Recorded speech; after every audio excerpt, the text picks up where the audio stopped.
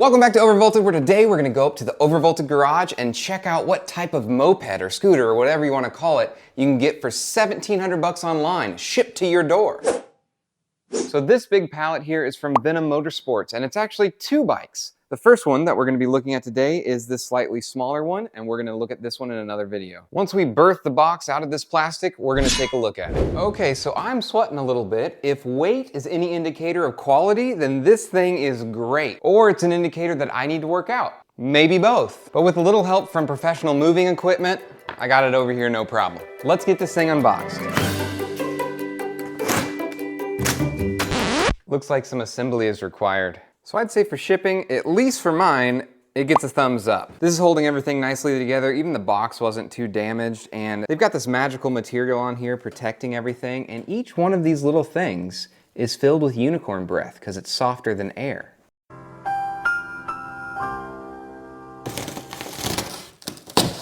The big reveal. Look at that. Now, a lot of you might be saying, a moped isn't a motorcycle, and to you, I don't think you're a human. Now, to settle this big debate that we're in the middle of, let's consult Mr. Webster. Mr. Webster says that an automotive vehicle with two inline wheels is a motorcycle. And if that's not simple enough for you, let's scroll down the page to the kids' definition, where it says a motorized vehicle for one or two passenger that has two wheels is a motorcycle. So now that we got that out of the way, let's go over the specs, or some of the specs of this device. So this is a 2000 watt electric moped. It's a brushless motor, it's a rear hub motor, QS260. That motor is 72 volts, and it has a 72 volt 24 tubes controller. Charging time on this bike is around 8 to 10 hours, and it's supposed to get a range of around 45 miles at a top speed of 40 miles an hour. It's got hydraulic disc brakes front and rear suspension as well, and its weight capacity is 300 pounds, recommended for people 16 and up. There'll be a link to this down below if you want to dig into those details. Now back to the action.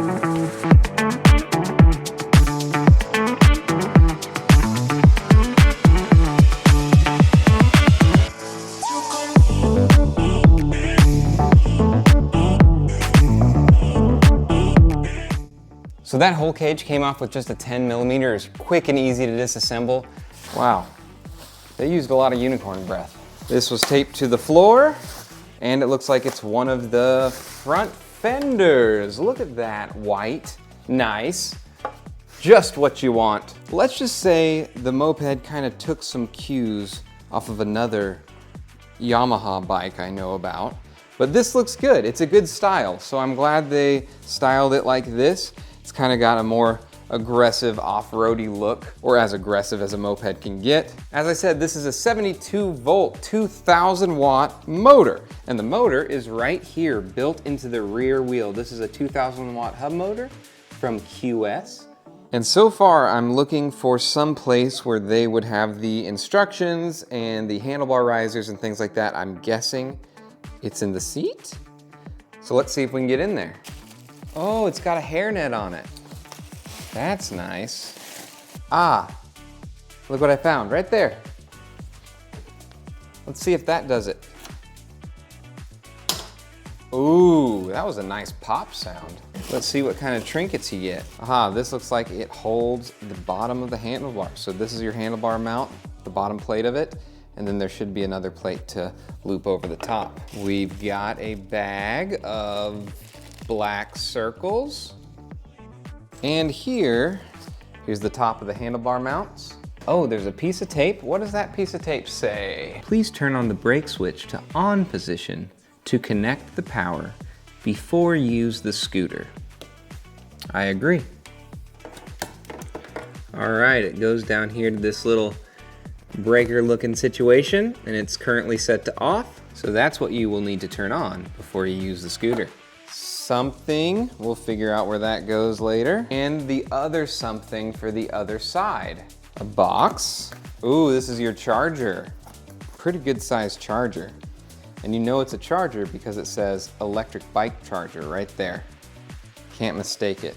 This is a 3.5 amp, 72 volt charger that it comes with. Another box, wow. This bike is like a Christmas tree. Side mirrors, This vehicle cares nothing for rainy and snowy weather. Huh. Very useful tips on servicing your bike. Whether screws of the front/rear wheel are tightened or not. So keep your wheels tight. Whether the tire list is frayed and crazed or not. So don't do that. Whether the tie-in of all parts are tightened and rotted or not. The brake line is used or not in the lubricant state.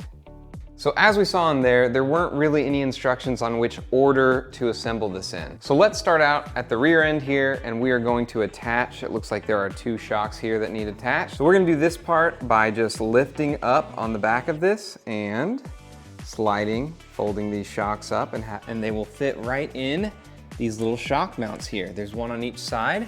So you're gonna need to remove the hardware that's already in there, and you will reuse that to mount right through the shock.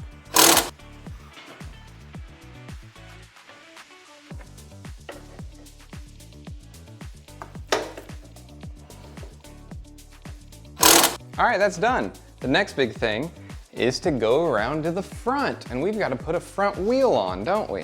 All right, so first step to get this out of the frame is you're gonna need to take off this axle. It is a 17 on this, well, right-hand side if you're sitting on the bike, and a 14 on the left-hand side. I'm gonna pull this axle out, and then I've got my motorcycle stand to slide under the front of this, and then we can add the wheel.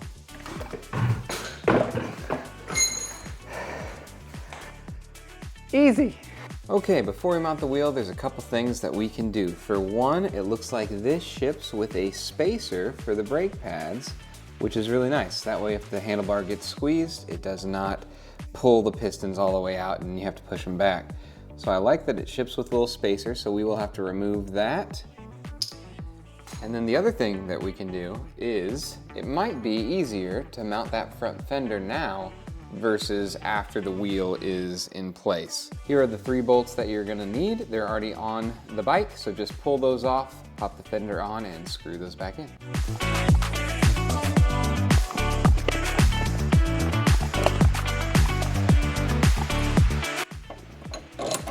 Slide that through. Now we gotta line up the right-hand side spacer and slide it into position. Now it's time to set up the cockpit side. So the things we're gonna need for this, the tops of the handlebar mounts that we saw earlier, there should be 2 of them, 4 bolts total, and this little piece, which is the bottoms. I love the hardware already included where you need it. And then we will slot in this guy.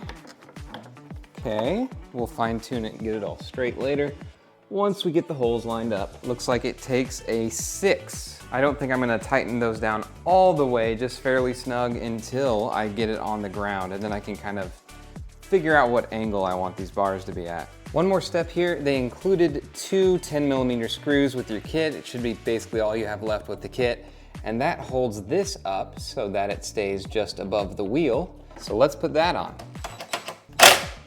Plug your charger in, and then this is the other end that goes into the bike. Under the seat here is where the bike charges. Flip up this little cover and that notch goes down. There we go, the light will turn red, indicating it's charging, and it will turn green when it's done. The other few things to do are just those little plastic circles that came in a bag. We can put those here to cover up any of these exposed bolts. All right, I'm gonna let this charge overnight, and it's dark anyway, so we'll be back here in just a second when I teleport to the future. Check it out, she's fully charged. All right, let's get this thing out in nature and stare at it.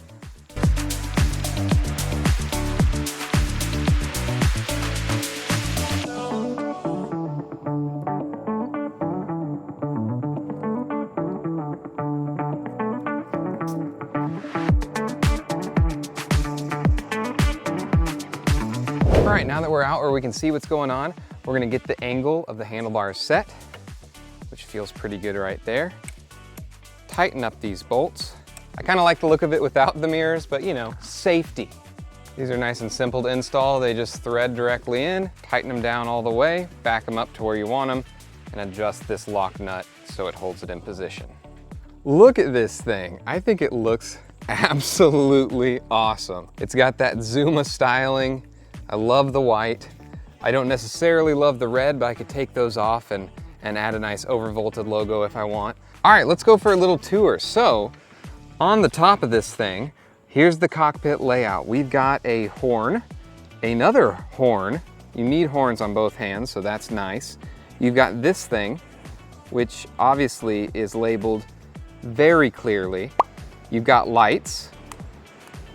Here on the left side, you've got your lights, you've got your turn signals, which look pretty good, and that second horn that we talked about. Right here in the center is your digital gauge cluster. Let me get that nastiness off. Are you ready for the peel? Down here, you got a little cubby. A little cup holder or place for your wallet, keys, phone, whatever you want. Place to hang all your groceries, since this is obviously gonna be a grocery getter.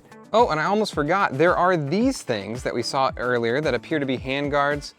You just pull these two bolts out and fasten that in. I kind of like the look without them, so I might leave them off, but it's nice that you have the option. One thing I would do is I noticed there's a lot of bolts, including some of the ones that we put on that did not have pre-applied Loctite. So I would put on some Loctite on some of those bolts, just so things don't rattle apart. All right guys, on the next video, we're gonna be taking this out and kind of doing a first ride and seeing how we like it, what we like about it, what we don't like about it. What kind of idiot cuts his head out of the frame on an outro?